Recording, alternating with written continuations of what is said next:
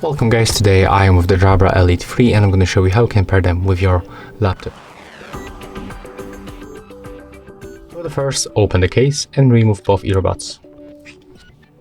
Next, you have to click and hold these two buttons until these indicators turns to the blue. They will start blinking.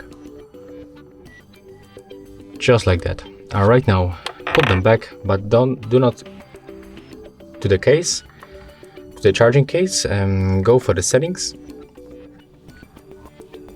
open Bluetooth and devices, click to add device and select Bluetooth. From the list, just pick your Jabra Elite 3. I just misclicked for the Neobuds Pro, never mind, but it will. Now we can close it and make the same steps. Here we are, select Jabra Elite 3. And as you can see right now, we are connected. So that's all for this video. If you find it helpful, just remember to leave a like, comment and subscribe to our channel.